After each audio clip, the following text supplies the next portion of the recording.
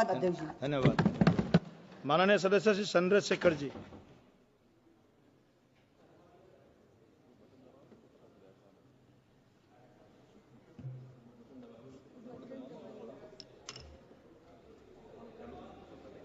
धन्यवाद सभापति जी। वर्ष 2025-26 के लिए रेल मंत्रालय की अनुदान मांगों पर चर्चा में आपने मुझे मेरी बात रखने का मौका दिया और अच्छी बात यह है कि माननीय मंत्री जी भी यहां मौजूद हैं। मंत्री जी का दिल तो बहुत बड़ा है, लेकिन अगर हमारी मांगे मान लें तो तभी इस बात की पुष्टि हो। अगर ना मांगे मानी जाए, हमारे क्षेत्र का काम ना हो, तो फिर ये बात मानी जाएगी कि मंत्री जी का रुख जो है सभी सदस्यों के प्रति एक जैसा नहीं। तो मैं अपने क्षेत्र से शुरू करूंगा sir. Dhampur sugar mill crossing पर ओवरब्रिज का निर्माण मैंने पिछली बार भी मांग उठाई, लेकिन सर अभी तक कुछ नहीं हुआ। लोग परेशान होते हैं, डिजिटल युग है, कई कई घंटे खड़े होना पड़ता है। जलालाबाद क्रॉसिंग ओवरब्रिज के नीचे अंडरपास के निर्माण की बात मैंने पिछली बार भी उठाई, कुछ नहीं हुआ। नजीबाबाद रेलवे स्टेशन पर बेगमपुरा एक्सप्रेस ट्रेन संख्या 12238 का ठहराव सुनिश्चित किया जाए, इस पे भी कोई काम नहीं हुआ। साथ साथ सर नजीबाबाद माल गोदाम पर ओवरब्रिज का निर्माण कराया जाए और उसको प्लेटफार्म को बढ़ाया जाए, क्योंकि वो मैंने पिछली बार बताया था कि महिलाओं को प्लेटफार्म से पिछली तरफ जब ट्रेन रुकते उतरना पड़ता है, वो सुरक्षित एरिया नहीं है। उसके साथ साथ नगीना बाईपास बिजनौर फाटक पर ओवरब्रिज का निर्माण कराया जाए। धामपुर जेतरा क्रॉसिंग पर ओवरब्रिज का निर्माण कराया जाए। शेहरा से नूरपुर क्रॉसिंग पर ओवरब्रिज का निर्माण कराया जाए। हम देखिए बुलेट ट्रेन, वंदे भारत और बहुत आगे निकल चुके हैं, लेकिन अभी भी इतने, मैंने आपको बताया कि मेरे लोकसभा क्षेत्र में इतनी जगह पर ये क्रॉसिंग जो है वो पुराने बने हुए हैं, उनकी वजह से जो है ना अंडरपास है ना ओवरब्रिज है, जिसकी वजह से काफी देर लोगों का समय नष्ट होता है। समय एक ऐसी चीज है दोबारा नहीं आता।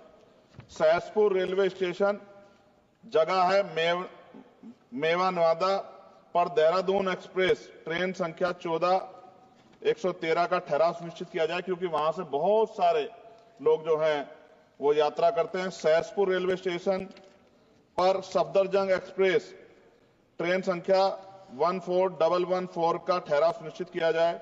नजीबाबाद से मुंबई के लिए एक ट्रेन, मैंने पिछली बार भी सर ये मांग की थी आपके सामने।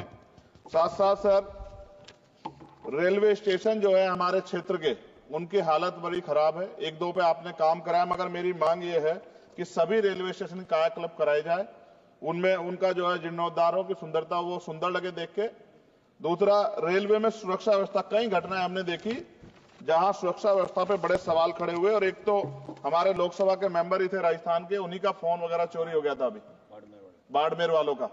तो मैं इसलिए आपसे कह रहा हूं कि सुरक्षा सुनिश्चित हो, क्योंकि कई बार महिलाएं अकेली भी उसमें ट्रेवल करती हैं और बहुत सारी महिला जो है एमपी हमारे यहाँ पे भी ये चीजें आती हैं, इसका ध्यान रखा जाए। एक सर बहुत इंपॉर्टेंट डिमांड है मंत्री जी, मैंने आपको पत्र भी लिखा है। रेलवे प्रशासन उत्तर मध्य रेलवे आगरा के कार्यालय सीनियर सेक्शन इंजीनियर ईदगाह द्वारा एक पत्र लिखा गया 11 तारीख को, और जो डॉक्टर बाबा साहब अम्बेडकर के समय में जो एक अम्बेडकर भवन बना था, जो निकट फाटक संख्या 75A 12 खंबा पे, उसको अतिक्रमण घोषित कर दिया गया। ये क्या मैं ये मानूं कि ये सरकार का डॉक्टर बाबा साहब अम्बेडकर के प्रति सम्मान है, प्रेम है, कि बाबा साहब अम्बेडकर के नाम पे बने भवन को अतिक्रमण घोषित करके कह दिया 15 दिन में हटा दो?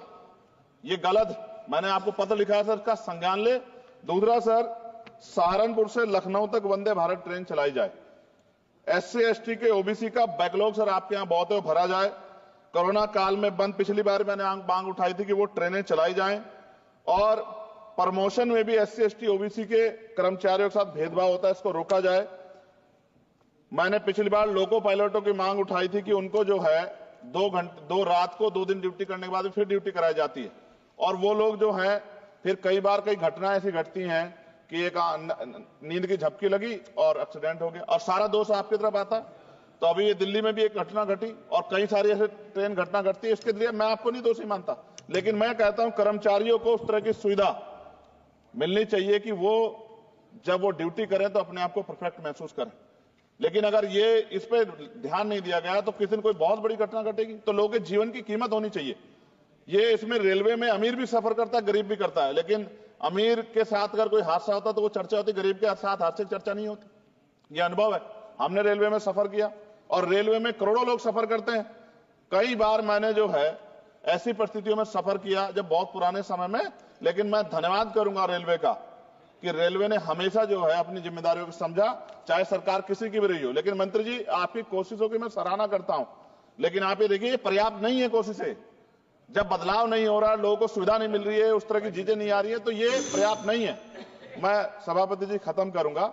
एक आउटसोर्सिंग रेलवे में बहुत हो रही है सर, और आउटसोर्सिंग की वजह से SC, ST, OBC और अब EVS, EWS के बच्चों को जो है आरक्षण का लाभ नहीं मिलता। आप चेक करा लो, करोड़ों लाखों नौकरियां होंगी उस पे, ठेकेदारी पे, आउटसोर्सिंग पे। और जब सरकार कहती है सबका साथ सबका विकास, तो आप मेरा ये सवाल है कि जब इन लाखों नौकरियों में रिजर्वेशन का पालन नहीं हो रहा, जबकि DOPT गाइडलाइन है, तो फिर मैं क्यों ना मानूं कि सरकार नहीं चाहती कि SC, ST, OBC और EWS जो हैं, जो सामान्य जाति गरीब बच्चे, उनको जो आरक्षण के लाभ से वंचित करने का काम सरकार कर रही है, ये क्या सही है?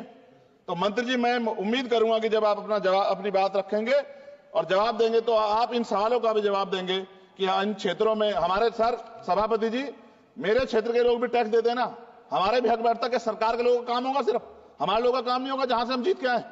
अगर उन क्षेत्रों में काम नहीं होगा तो फिर ये क्यों ना कहा जाए कि सरकार जो है भेदभाव कर रही। इसलिए मैं माननीय मंत्री से मांग करूंगा, एक मांग इन्होंने मेरी पूरी भी की थी पिछली बार, जब बेगमपुरा ट्रेन में सफाई की व्यवस्था करा के इन्होंने दी थी, मैं इसके लिए धन्यवाद करता हूं। जी समाप्त कीजिए आप। जी समाप्त कर रहा हूं।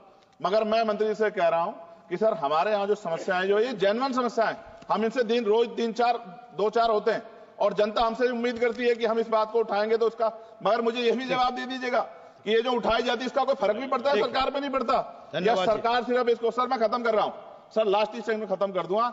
जो मांग हम यहां उठाते हैं, क्या इन पे कोई अमल होता है, नहीं होता है, या ये सिर्फ इसलिए कि भाई चलो उन्होंने उठा दी और बस खत्म होगी बात? ऐसा ना कीजिए सर, अगर ऐसा करेंगे तो ये व्यवस्था अच्छी नहीं है। मैं आपका धन्यवाद दूं सभापति जी, और मंत्री से आग्रह करूंगा कि हमारी बात को माना जाए। धन्यवाद।